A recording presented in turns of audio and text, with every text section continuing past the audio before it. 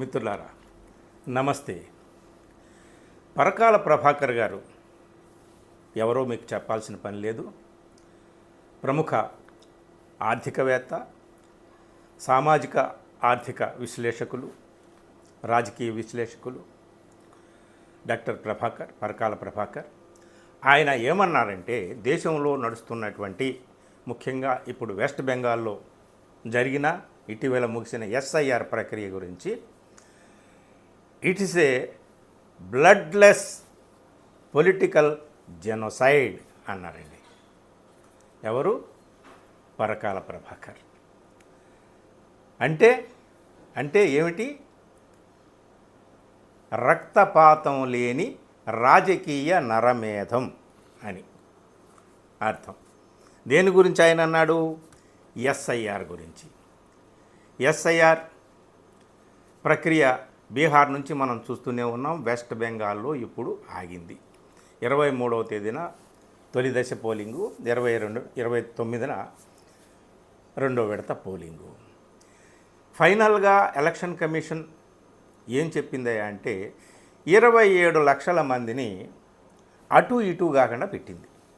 అంటే వాళ్ళు పూర్తిగా ఇనెలిజిబుల్, అర్హత లేనివారు అని చెప్పలేదు, వారు పూర్తిగా అర్హత ఉన్నవారు అని చెప్పలేదు. వాళ్ళు ఎవరైతే tribunals, single member body, retired high court judges 19 tribunals అక్కడ విచారణ చేస్తున్నాయి, వాళ్ళ దగ్గరకు వెళ్ళి వాళ్ళు అర్హత నిరూపించుకోవాలి అని చెప్పారు. కానీ టైం లేదు. సో ఈ ఓవరాల్గా ఎలక్షన్ కమిషన్ పాత్ర ఏమిటి, దీంట్లో సుప్రీంకోర్టు పాత్ర ఏమిటి, కేంద్రంలో అధికారంలో ఉన్నటువంటి వాళ్ళు ఏం చేస్తున్నారు ఏమిటి అనేటటువంటిది కీలకమైనటువంటి ప్రశ్నగా ఇప్పుడు దేశమంతా కూడా పెద్ద చర్చ జరుగుతుందన్నమాట. ఈ 27 లక్షల మంది ఓటర్లని అభ్యంతరాలు ఉన్నాయి, వాళ్ళు నిరూపించుకోవాలన్నమాట. సో పరకాల ప్రభాకర్ గారు ది వైర్లో నిన్న ఇచ్చినటువంటి ఒక ఇంటర్వ్యూ, ఆ లింక్ మీకు ఇస్తాను, పూర్తిగా వినండి. ఆయన కొన్ని విషయాలు చెప్పారు, కొన్ని కామెంట్స్ చేశారు. అయితే ఆయన ఎప్పుడు ఇలాగే చెప్తారు. ఇప్పుడే కాదు, మహారాష్ట్ర, హర్యానా, ఆంధ్రప్రదేశ్ చాలా విషయాలు చాలా చోట్ల జరిగినటువంటిది. ఇట్స్ ఏ ఓట్ స్టోరీ అనేది కంప్లీట్గా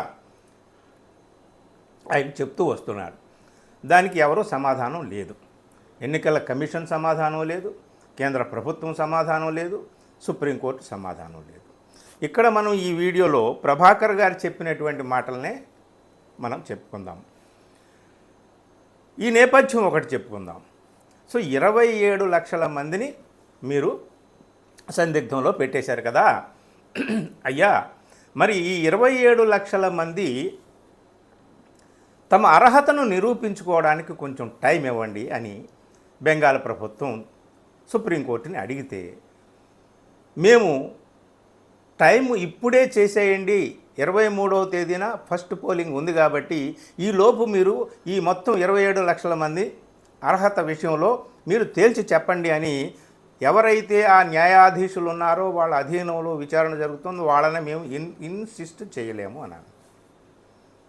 ఇది అంటే ఇక్కడ ప్రభాకర్ గారు ఏమంటున్నారు అంటే, వాళ్ళని అర్హత లేని వాళ్ళు అని చెప్పట్లేదు, వాళ్ళు అర్హత ఒకవేళ నిరూపించుకుంటే వచ్చే ఎన్నికల్లో ఓటు వేస్తారు. అంటే ఈ ఎన్నికల్లో ఓటు వేయరని అర్థం అన్నమాట.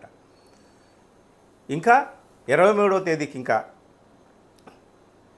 12 రోజులు 13 రోజులు గడువు ఉంది, మీరు కనీసం 15వ తేదీ దాకా ఆ విచారణ చేసి త్వరగా తేల్చండి అని స్టేట్ గవర్నమెంట్ అడిగితే సుప్రీంకోర్టు అంగీకరించలేదు. సో ఇక్కడ ఇంటర్వ్యూలో పరకాల ప్రభాకర్ గారిని అడిగినటువంటి ప్రశ్న ఏమిటిది? సరే, ఎన్నికల కమిషన్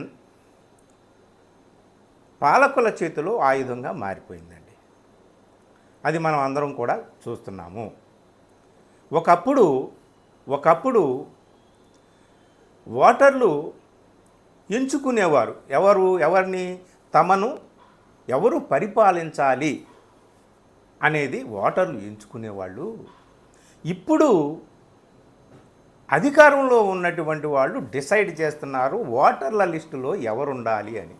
ఎందుకంటే ఓటర్ల లిస్టులో ఉన్నవాళ్లే అధికార పీఠాల మీద కూర్చునేటటువంటి వాళ్ళని ఎన్నుకోగలుగుతారు కాబట్టి. సో అలాగ మారిపోయింది ఇప్పుడు అని చెప్తూ ఆయన మరి ప్రజలు ఎక్కడికి వెళ్తారు? ఎన్నికల కమిషన్ చేయాల్సినటువంటి పని, వీడు ఓటరు కాదు అని తేల్చాల్సినటువంటి పని ఎన్నికల కమిషన్ది. అది సకాలంలో పూర్తి చేయాలి. ఒకవేళ టైం సరిపోకపోతే ఇంకా టైం పొడిగించాలి. ఇక్కడ ఇంటర్వ్యూ చేసిన ఆయన పరకాల గారిని ఒక విషయం గుర్తు చేశారు. ఈ ఎస్ఐఆర్ ప్రక్రియ మీద అనుమానాలు, సందేహాలు, భయాందోళనలు వ్యక్తమవుతున్నప్పుడు సుప్రీంకోర్టులో విచారణ ప్రారంభమైనప్పుడు ప్రముఖ అడ్వకేటు అభిషేక్ మను సింఘ్వి ఒక మాట సుప్రీంకోర్టుకి గుర్తు చేశారు.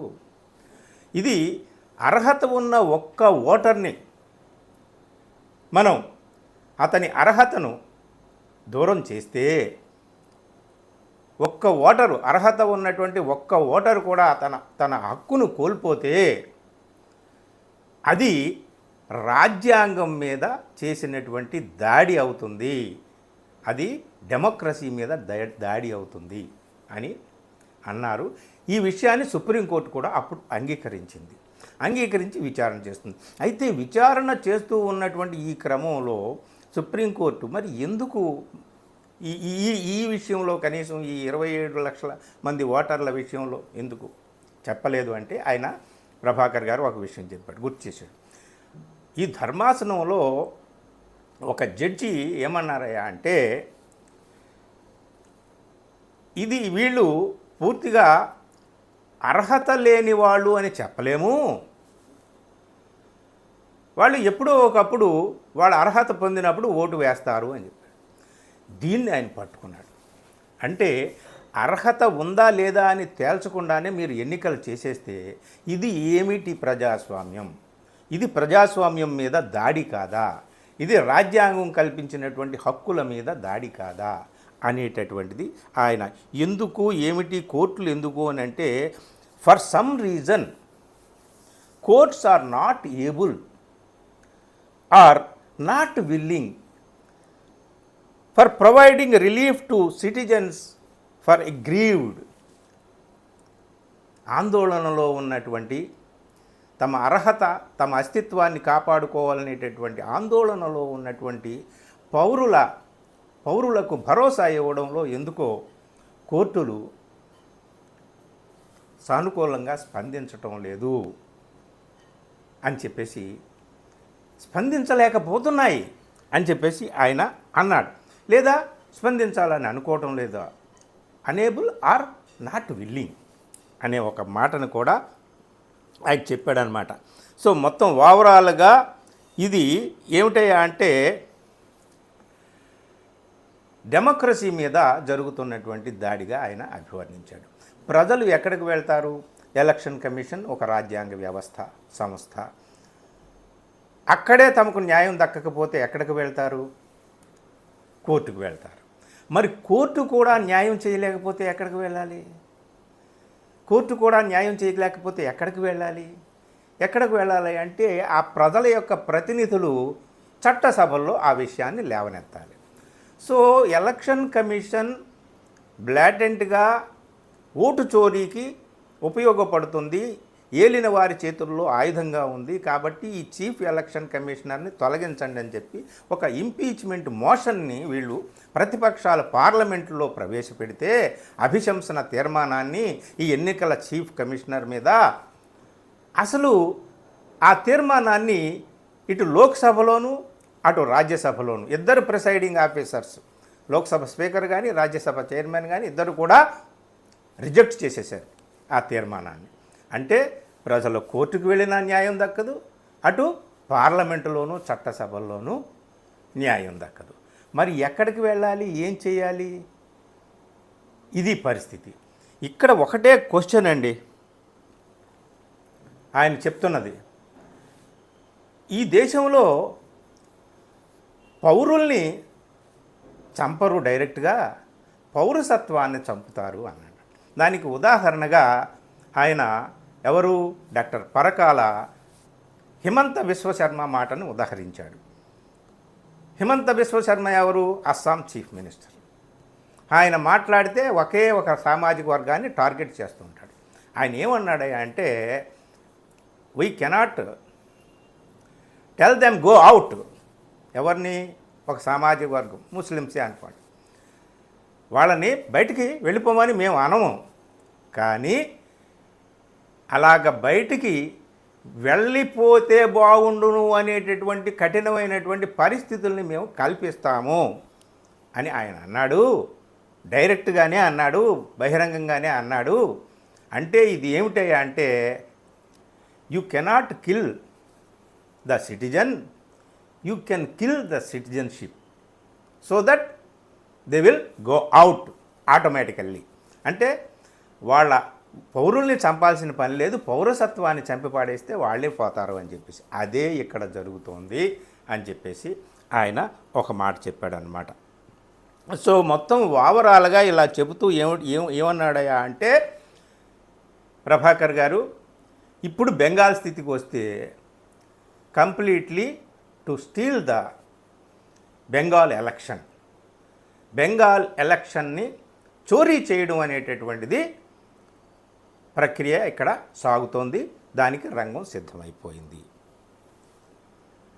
ఇదండి మొత్తం ఓవరాల్గా ఆయన చెప్పినటువంటిది చెప్పి, ఆయన చెప్పింది ఒకటే, ఈ ఎస్ఐఆర్ ప్రక్రియ అనేటటువంటిది రక్తపాతం లేని రాజకీయ నరమేధం అని అన్నాడనమాట.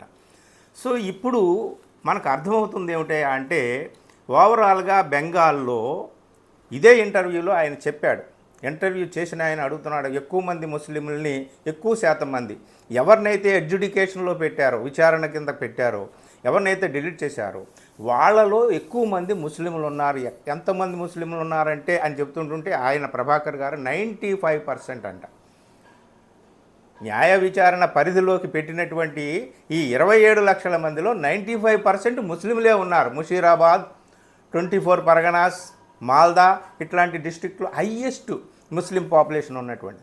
అంటే ఓవరాల్గా బెంగాల్ మొత్తంలో ఓటు చోరీకి రంగం సిద్ధమైంది. మరి ఏం చేయాలయా అని అడిగితే ప్రభాకర్ గారు, పౌర సమాజంలో సత్యాగ్రహం అనేటటువంటిది రావాలి, శాంతియుతంగానైనా సరే, శాంతియుతంగా సత్యాగ్రహంతో ధర్మ పోరాటం చేసి స్పృహతో ప్రజలందరూ కూడా మేల్కొని అడిగితేనే తప్ప, సమైక్యంగా దీని మీద పోరాటం చేస్తే తప్ప దిక్కు లేదు.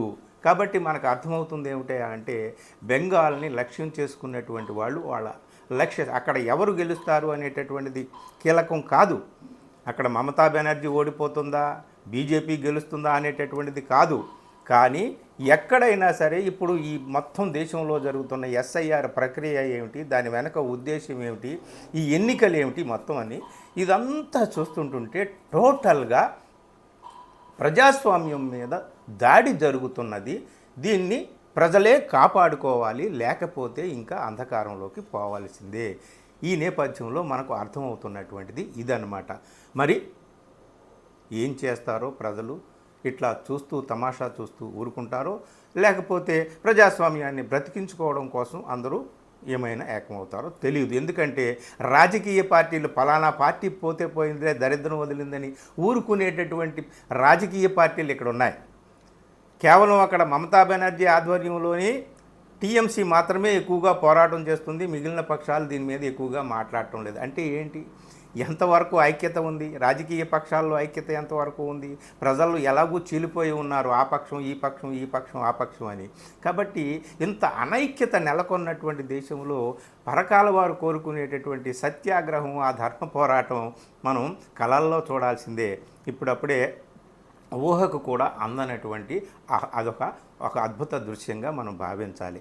చూద్దాం బెంగాల్ అవుట్కమ్ ఎలా ఉంటుందో మనకు అనవసరం. కానీ ఇది మాత్రం ఎస్ఐఆర్ ప్రక్రియ మాత్రం పరకాల చేసినటువంటి ఆ కామెంట్, బ్లడ్లెస్ పొలిటికల్ జెనోసైడ్, రక్తపాతం లేని రాజకీయ నరమేధం ఈ ఎస్ఐఆర్. దీన్ని ఎంతవరకు అర్థం చేసుకుంటారో లేదో తెలియదు. మీరు కంప్లీట్ ఇంటర్వ్యూ అయితే చూడండి, డిస్క్రిప్షన్లో దాన్ని లింక్ ఇస్తాను. Thank you.